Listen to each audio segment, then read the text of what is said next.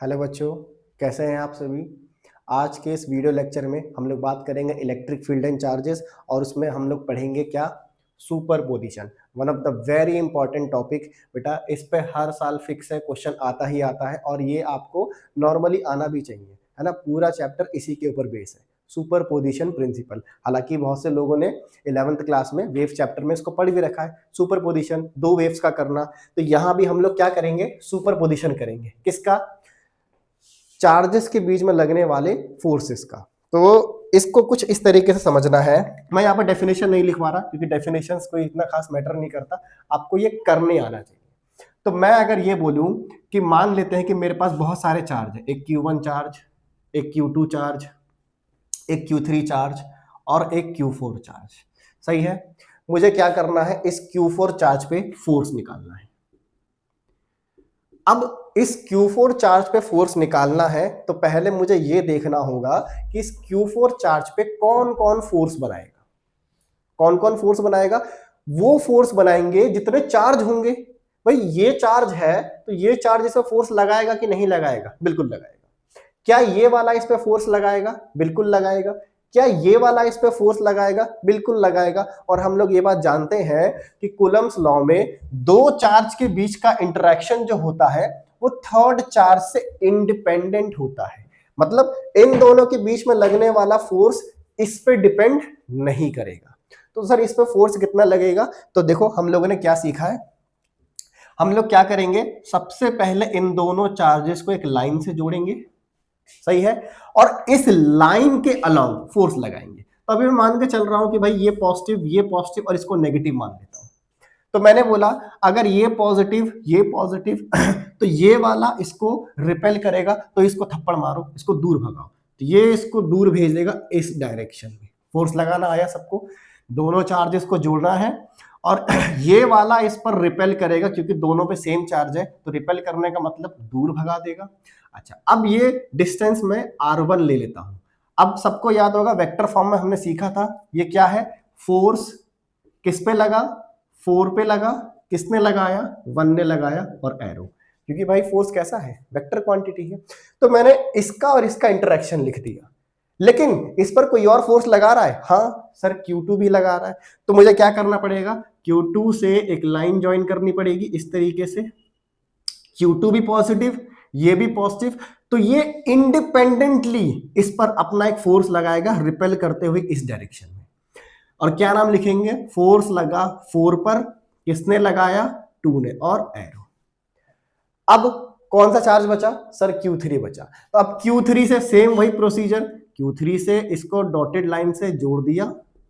अब Q3 क्योंकि बेटा नेगेटिव है तो ये इस पॉजिटिव को अट्रैक्ट करेगा। अट्रैक्ट करने का मतलब अपने पास बुलाएगा इस डायरेक्शन में। तो ये फोर्स किस पे लगी, 4 पर लगी, किसने लगाया, 3 ने लगाया और एरो। तो अब आप देखो ध्यान से, आपके Q4 पे कितने फोर्स लग रहे हैं, सर 1 2 3। तो मैं क्यों ना इसको ऐसे बोल दूं कि ये अगर मेरा Q4 है तो एक फोर्स लगी यहां पर, एक फोर्स लगी यहां पर, एक फोर्स लगी यहां पर। तो ये तो वेक्टर हो गया। हमने 11th क्लास में वेक्टर डील करा है, इनका रिजल्टेंट ही तो निकालना है। तो उसके लिए मुझे क्या चाहिए होगा, बस इन सभी के बीच का एंगल चाहिए होगा। तो मैं अब फाइनली लिखने जा रहा हूं नेट फोर्स किसके ऊपर, Q4 चार्ज के ऊपर। आखिर इस Q4 चार्ज पर नेट फोर्स कितना होगा, सर सभी फोर्सेस का वेक्टर सम करना है। वेक्टर सम कैसे करना है, F41 plus F42 plus F43। अब ऐसा बिल्कुल ना सोचे कि डायरेक्ट जोड़ देना है, एल्जेब्रिक एडिशन नहीं है, ये वेक्टर एडिशन है। यहां एंगल देखना होगा। तो सबको पता है रिजल्टेंट का फॉर्मूला क्या होता है, √a² + b² + 2ab cos theta. तो कुल मिला के यही है आपका सुपरपोजिशन। तो मैं इसकी स्टेटमेंट भी एक बार बता देता हूं, कोई अगर नोट्स बनाना चाहता है तो उसके नोट्स में आ जाएगा। सुपरपोजिशन कहता है the net force on A charge is given by the vector sum of all the forces due to all the charges। हो गया। तो हम लोगों को बस यही तो करना है, फोर्सेस बनानी है, वेक्टर सम करना है। तो अब इस सुपरपोजिशन प्रिंसिपल में आपको वैरायटी ऑफ क्वेश्चंस मिलेंगे। तो हम लोग भी इसे टाइप में कवर करेंगे। टाइप 1 में कुछ क्वेश्चन देखेंगे, टाइप 2 में कुछ क्वेश्चन देखेंगे, टाइप 3 में कुछ क्वेश्चन देखेंगे। यानी हम लोग क्या करेंगे, ऐसे रैंडमली नहीं पढ़ेंगे, हम लोग इस सुपरपोजिशन प्रिंसिपल को टाइप बाय टाइप डिवाइड कर देते हैं। तो अब इस सुपरपोजिशन प्रिंसिपल पर सबसे पहले टाइप का जो हमें प्रॉब्लम पढ़ना है वो हमें पढ़ना है कौन सा, देखिए जरा। तो ये सुपरपोजिशन यहां पर थ्योरी इसकी खत्म होती है। अब टाइप 1 के क्वेश्चंस पर आते हैं। टाइप 1 का क्वेश्चन क्या कहता है, टाइप 1 इसमें आ जाते हैं आपके पॉलीगन वाले प्रॉब्लम कि भाई एक ट्राइंगल के तीनों वर्टेक्स पर चार्ज रख दिया, किसी एक पर पूछेगा। तो आराम से धीरे धीरे एकदम स्लोली स्लोली स्टार्ट करते हैं। सबसे पहला सवाल, मैं यहां पर किसी किसी क्वेश्चन में रैंडम डेटा ले लूंगा, हमें लगाने आना चाहिए। तो जैसे मैंने बोला, लेट्स से कि यहां पर एक चार्ज है +4q और एक चार्ज है यहां पर +q। इससे मैंने ये डिस्टेंस बना दी, इससे मैंने ये डिस्टेंस बना दी, और मैंने बोला कि ये x एक्सिस, ये y एक्सिस, और ये ऑब्वियस सी बात है z एक्सिस। अब मैं बोल रहा हूं कि भाई यहां पर ओरिजिन पर एक Q0 चार्ज रखा है। ये थोड़ा मैंने छोटा लिखा है लेकिन आप लोगों को समझ में आ रहा होगा। ये +4q, ये +q, और यहां पर ओरिजिन पे रखा हुआ है Q0 चार्ज। मैंने बोला ये वाली डिस्टेंस r है, ये वाली डिस्टेंस भी r है। क्वेश्चन है नेट फोर्स ऑन Q0। तो अभी हम लोग सिर्फ सीखेंगे कैसे सुपरपोजिशन लगाना है। तो हमने क्या सीखा था, सर इस Q0 पर सबसे पहले 4q वाला फोर्स लगाएगा। देखते हैं किधर लगाएगा, ये पॉजिटिव, ये पॉजिटिव, तो ये इसको धक्का मारेगा। कैसे मारेगा धक्का, ऐसे मारेगा। अब मैं यहीं पर इसकी फोर्स लिखने जा रहा हूं। कैसे लिखेंगे, सर फोर्स बराबर k दोनों चार्ज का मल्टीप्लीकेशन, तो कर दो multiply 4q into Q0 divide by इनके बीच की डिस्टेंस का स्क्वायर। तो मैंने यहां पर फोर्स लिख दी। अच्छा, सबको पता है कि थर्ड लॉ फॉलो होता है न्यूटन का, मतलब ये वाला इस पर उधर की तरफ उतना फोर्स लगाएगा। लेकिन अभी हमें नेट फोर्स निकालना किस पर है, Q0 पे, तो हम सिर्फ इसको ऑब्जर्व करेंगे। हाँ, ये बात ध्यान रखना कि ये वाला इस पे भी इधर फोर्स लगाएगा, लेकिन ऑब्जर्व अभी यहां पर करना है। फाइन, तो ये मैं तो मैंने निकाल दिया। अब बारी है इसकी।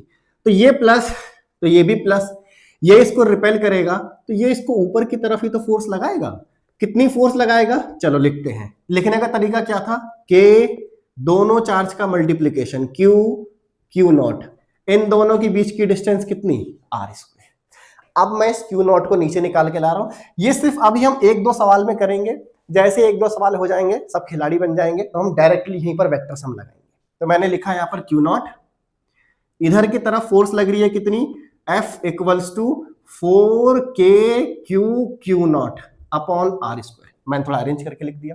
ऊपर की तरफ कितनी फोर्स लग रही है, F = kQ0 बाय r²। अच्छा, अब इसको सॉल्व करने की टेक्निक भी सीखनी है हमें। अगर इन दोनों के बीच में कोई रिलेशन दिखेगा तो हम लोग उसका बिल्कुल यूज करेंगे। जैसे अगर मैं इस पूरी चीज को x मान लूं, तो बाय डिफॉल्ट ये वाली चीज क्या हो जाएगी, सर ये वाली चीज 4x। तो मैं एक काम कर लेता हूं ना, x और 4x से खेल लेता हूं, लास्ट में जो आंसर आएगा उसमें x रख दूंगा। ये ठीक है। मैंने बोला इन दोनों फोर्स के बीच का एंगल। अब आप लोगों को ये एंगल के लिए ज्योमेट्री लगानी है। कक्षा 9वीं कक्षा 10वीं में भर भर के लाइन्स एंड एंगल्स ये सब पढ़कर आ रखे, इसलिए तो पढ़ा था। तो हमें दिख रहा है ये x एक्सिस, ये y एक्सिस, तो बीच में एंगल कितना, 90। तो रिजल्टेंट बीच से कहीं निकलेगा। और ध्यान रखें, रिजल्टेंट वहां से वहां झुक जाएगा जहां बड़ा है। ये फोर्स बड़ी है तो रिजल्टेंट कुछ इधर की तरफ झुक जाएगा, F नेट। बस अब हमको वेक्टर सम ही तो करना है। F नेट बराबर √, भाई यहां पर 90 डिग्री का एंगल है। मैं एक बार सिर्फ फॉर्मूला लिखूंगा, इसके बाद हम लोग सीधा डायरेक्ट यूज करेंगे। क्या है फॉर्मूला, सर पहले वाले का स्क्वायर दूसरे वाले का स्क्वायर प्लस 2 टाइम्स पहले वाले का दूसरे वाले से मल्टीप्लीकेशन और cos 90। सबको दिख रहा होगा ये वाली टर्म क्या हो जाएगी, 0। cos 90 है तो यहां पर फाइनली क्या मिलेगा, 16x² प्लस x²। ये कितना आ जाएगा, 17x², x बाहर, √17 अंदर। अब ये x कितना माना था, ये x मैंने इतना माना था। अब फाइनली यहां पर रखेंगे Q0 अपॉन r² √17 न्यूटन। इस तरीके से आप लोगों को सुपरपोजिशन के सवालों को करना है। अभी रुकना नहीं, अभी इस पर और सवाल करेंगे हम लोग। आई होप ये वाला क्लियर हो जाएगा। अभी नेक्स्ट क्वेश्चन और देखते हैं। नेक्स्ट क्वेश्चन देखते हैं जरा। लेट्स से कि मेरे पास ये एक ट्रायंगल है, यहां पर मैं अब की बार कैपिटल क्यू चार्ज ले रहा हूं, यहां पर मैं क्यू ले रहा हूं और यहां पर 2Q ले लेता हूं। थोड़ा सवाल को इंटरेस्टिंग और बनाते हैं, तो मैं एक काम करता हूं, इसको नेगेटिव ले लेता हूं और इसको पॉजिटिव ले लेता हूं और इसको भी पॉजिटिव ले लेता हूं। इक्विलेटरल ट्रायंगल है तो मैंने साइड L ले ली, L ले ली, L ले ली। मेरा सवाल यह है कि नेट फोर्स पता करना है किस पर, इस ऊपर वाले प्लस क्यू पर। तो कैसे निकालेंगे नेट फोर्स? आओ, सबसे पहले हमें देखना होगा इस क्यू पर कौन कौन फोर्स लगा रहा होगा। सर एक तो ये लगाएगा, एक तो ये लगाएगा। कैसे लगाएगा? फिर हम लोगों को एरो भी तो बनाना है। चलो शुरू करते हैं। तो ये नेगेटिव चार्ज, ये पॉजिटिव चार्ज, मतलब ये वाला इसको अट्रैक्ट करेगा, ये वाला भी इसको अट्रैक्ट करेगा। लेकिन अभी हमें नेट फोर्स निकालना किस पर है? इस पर निकालना है। तो मुझे इस पर इफेक्ट देखना है। तो ये नेगेटिव इस पॉजिटिव को अपने पास बुलाएगा ऐसे। याद है, इन दोनों चार्ज को एक लाइन से जोड़ना था, जो सवाल ने पहले से जोड़ रखा था। उसी लाइन पर फोर्स बनाना है। तो मैं इस फोर्स की वैल्यू यहां पर F1 लिख देता हूं। अब दूसरा फोर्स देखना है। तो ये देखो, ये प्लस 2Q, ये प्लस, तो प्लस प्लस रिपेल करते हैं और इनको जोड़ने वाली लाइन पर ही ये फोर्स बना देता हूं F2। हालांकि मेरे लिए बहुत मुश्किल काम नहीं है F1 और F2 लिखना, लिख भी लेते हैं लगे हाथों। F1 कितना हो जाएगा सर? K। अच्छा, F1 किसके बीच में था? इन दोनों के बीच में, तो K। अब यहां पर दिक्कत ये होती है, आधे बच्चे ये सोचते हैं कि सर ये माइनस क्यू है तो मैं यहां पर माइनस क्यू लिख देता हूं। नहीं बेटा, वो गलत हो जाएगा। जब आप ये लिखते हो तब बाय डिफॉल्ट मैग्नीट्यूड लिखते हो। सर तो डायरेक्शन कहां है? ये तो रहा डायरेक्शन। अरे जब डायरेक्शन दे दिया तो नेगेटिव साइन क्यों लगाना? पूरी फिजिक्स में यही दिक्कत है, जहां नेगेटिव साइन होता है बच्चे परेशान रहते हैं। नेगेटिव साइन का मतलब होता है सिर्फ डायरेक्शन बताना। तो डायरेक्शन दे दिया है तो क्यों नेगेटिव लगाऊं मैं? तो बस अब इन दोनों को विद मैग्नीट्यूड मल्टीप्लाई करना है। तो क्यू क्यू, ये डिस्टेंस कितनी? L square. अब मैं F2 लिखने जा रहा हूं, तो F2 कैसे लिखेंगे? K Q और 2Q अपॉन L स्क्वायर। अगर मैं इसको थोड़ा अरेंज करके लिखूं तो क्या मैं इस चीज को ऐसे लिख सकता हूं? बिल्कुल लिख सकते हैं। देखो फिर से वही चीज बन गई। एक काम करते हैं, इस वाली चीज को x मान लेता हूं, तो ये पूरी चीज क्या बन गई सर? 2x बन गई। अब बाहर निकालते हैं। अच्छा, बाहर निकालने से पहले कोई सोचे और मुझे बताए सर ये एंगल कितना होगा। अब इसके लिए हमें ज्योमेट्री लगानी है। सर कैसे लगाएं ज्योमेट्री? बेटा ये कौन सा ट्रायंगल है? ये है इक्विलेटरल ट्रायंगल। तो सभी एंगल कितने हो गए? 60 60 60। तो सबको दिख रहा होगा। क्या ये स्ट्रेट लाइन है? हाँ सर। तो स्ट्रेट लाइन पर पूरा एंगल कितना होता है? 180 होता है, जिसमें से ये बाहर निकाल दूंगा तो कितना मिलेगा? 120। तो यहां से मेरे पास F नेट कितना होगा? अब मैं डायरेक्ट लिख रहा हूं। देखो अब आपको भी यही करना है, डायरेक्ट लिखना है। अपने फिगर में एरोज बनाने हैं और डायरेक्ट अप्रोच करना है। कैसे? F1 कितना था सर? X, तो x स्क्वायर प्लस F2 कितना है सर? F2 मेरे पास है 2x का स्क्वायर, तो स्क्वायर कर दो ना बेटा, 4x स्क्वायर प्लस 2 इंटू, अब इन दोनों का मल्टीप्लाई करना है तो 2x स्क्वायर आ जाएगा, 2x स्क्वायर इंटू कॉस, ये एंगल कितना? 120। तो ये मैं मान के चलूंगा कि सबको पता है कि cos 120 कितना होता है। तो x स्क्वायर, अच्छा यहीं पर ऐड कर दो 4x स्क्वायर और x स्क्वायर, ये बन गया 5x square plus 4x square into minus 1/2। cos 120 होता है माइनस हाफ, तो यहां से पुट करेंगे तो 5x स्क्वायर 2 से 2 बार में कट जाएगा, माइनस कितना आ जाएगा? 2x square. तो 5 में से 2 गया, 3 रूट के अंदर फंसा रह गया, x बाहर आ गया और x था कितना sir? k q q upon l square Newton. तो हम लोगों ने यहां पर नेट फोर्स निकाला। क्या मैं इस पर नेट फोर्स निकाल सकता था? सेम सवाल, देखो सवाल में एक सवाल और बन गया। अभी मैंने इस ट्रायंगल में यहां पर नेट फोर्स निकाला, क्या मैं यहां नेट फोर्स निकाल सकता हूं? बिल्कुल निकाल सकता हूं। तो मैं इसी क्वेश्चन में यहां पर नेट फोर्स निकाल के दिखाता हूं।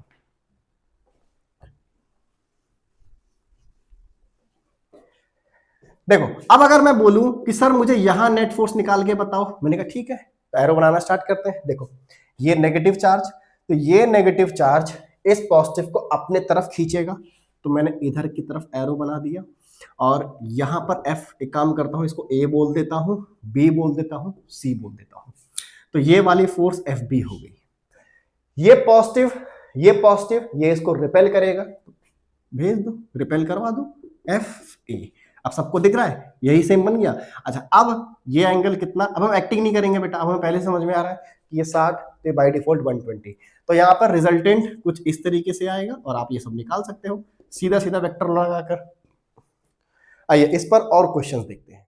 तो अब हमारे सामने एक बहुत अच्छा सवाल है, ये सुपरपोजिशन आपको और अच्छे से क्लियर करेगा। मान लो कि ये हमारे पास एक घड़ी है, जिस घड़ी में यहाँ पर 12 बज रहे हैं, 1 2 3 4 5 6 7 8 9 10 11 और 12। तो ये मैंने डायलर पर चार्ज रखे, पर चार्ज कहाँ रखे, सिर्फ एक तरफ, इस सेकंड हाफ में मैंने चार्ज रखे। अब हमें क्या करना है, इन सभी चार्ज को मैंने Q दे रखा है, सेंटर पर एक Q0 चार्ज रखा है और मुझे इस Q0 चार्ज पे क्या निकालना है, नेट फोर्स निकालना है। अब इस सवाल में करने के लिए बेटा हमारे पास ये दो छोटे छोटे कंसेप्ट हैं 11th क्लास के, ये हमें याद होना चाहिए। जैसे अगर दो फोर्स है मेरे पास और उनके बीच में 60 डिग्री है, तो नेट फोर्स कितना आएगा, F√3 और इक्वली 30-30 पर। अगर मेरे पास दो फोर्स है और उनके बीच में 120 है, तो इसका मतलब जो F नेट आएगा वो F के ही बराबर हो जाएगा। कृपया ये दोनों चीजें याद रखें, सवाल बनाने में आसानी होगी। तो हम लोग यहाँ पर शुरू कर रहे हैं, तो मैं इसको A बोल देता हूँ, B बोल देता हूँ, C D E F G। सबसे पहले ध्यान से देखो, मैं यहाँ पर Q0 लिख रहा हूँ, यहां से मैं फोर्स लिखता जाऊंगा और यहां पर उसका एरो बनाता जाऊंगा। जैसे सबसे पहले देखो, ये A वाला पॉजिटिव, ये पॉजिटिव, तो ये A वाला इसको नीचे की तरफ रिपेल करेगा, तो मैंने यहां नीचे की तरफ रिपेल करा दिया। अच्छा, अब आप ध्यान से सुनो, ध्यान से सुनो, क्या सबका चार्ज सेम है, हाँ। क्या ये Q0 सेम है, ऑब्वियस सी बात है। क्या ये डिस्टेंस सेम है, इसका मतलब इसके बीच का फोर्स कितना होगा, KQ Q0 by are square. इसके कितना होगा, KQ Q0 by are square. तो सबका फोर्स बराबर है। जब सबका फोर्स बराबर है तो मैं सबके फोर्स को F मान लेता हूं, यानी ये जितने भी फोर्सेस होंगे सारे बराबर होंगे, सबको मैं F मान लेता हूं। तो ये A वाले ने नीचे की तरफ फोर्स लगाया, कितना, F लगाया। ये अब ध्यान से देखो, इसी के सिमेट्रिक 6 बजे पर जो चार्ज होगा वो इस पर ऊपर की तरफ फोर्स लगा देगा, पॉजिटिव पॉजिटिव रिपेल, तो इसने ऊपर की तरफ फोर्स लगा दिया F। समझ में आ पा रहा है सबको। अच्छा, अब फोकस करते हैं इस 11 बजे वाले चार्ज को। ये 11 बजे वाला चार्ज 5 बजे पर फोर्स लगाएगा, किस डायरेक्शन में, इस डायरेक्शन में F। लेकिन यहां पे तो कोई चार्ज है नहीं, तो ये बैलेंस नहीं हो पाएगा।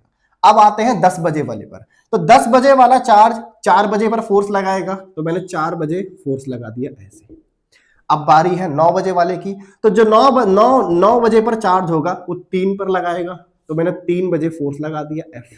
अच्छा, अब आपको दिख रहा होगा नीचे वाली पोजीशन बिल्कुल ऊपर की तरह सिमेट्रिक है, तो मैं फिर से काम करता हूं, एक फोर्स यहां बना देता हूं, एक फोर्स यहां बना देता हूं। अरे ऑब्वियस सी बात है, ये 8 बजे होंगे, ये 8 बजे वाला यहां पर कितना बज रहा होगा, 2, ये 7 वाला यहां पर 1 पर, हो तो गया। अब मुझे नेट फोर्स निकालना है, तो मुझे इसके बीच का एंगल चाहिए। अरे भाई, सवाल में ये एंगल दिया नहीं है, सवाल में ये एंगल नहीं दिया है, तो मैं निकालूंगा कैसे। बहुत ध्यान समझना, ये मेरे पास एक सर्कल है, पूरे सर्कल का मतलब 360, और कितने पार्ट में डिवाइड करा है मैंने, 12 पार्ट में डिवाइड करा है। ध्यान से देखो बेटा, 1 2 3 ऐसे करते करते तो कितना एंगल बनेगा, 30 डिग्री। इसीलिए 10th क्लास में बेटा सेक्टर चैप्टर डाला जाता है, area of sector segment chapter इसलिए डाला जाता है। तो मुझे दिख गया सबके बीच का एंगल 30 30 30 30 30 और ये भी 30।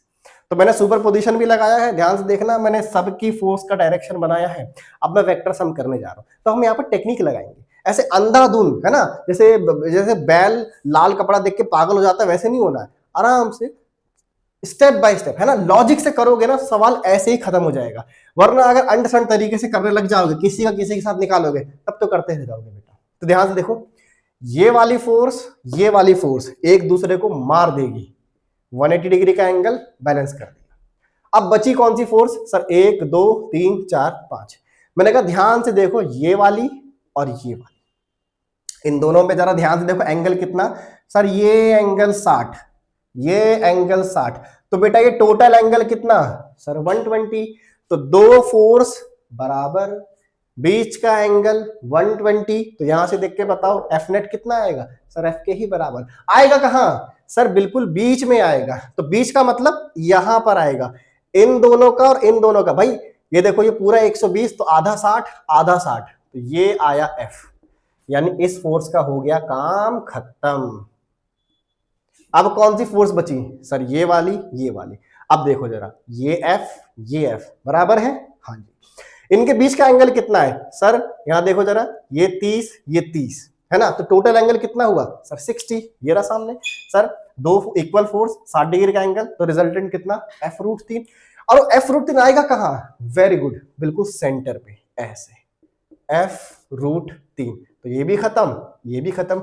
अब फाइनली बचा क्या सर, फाइनली मेरे पास ये 3 फोर्स हैं, किसमें, सेम डायरेक्शन में, तो जोड़ दो ना, F plus F 2F plus f√3, तो f और f कॉमन कर लिया, 2 प्लस √3। अब ये f कैसे निकालना, ऑब्वियस सी बात है, f बराबर k q naught upon r square.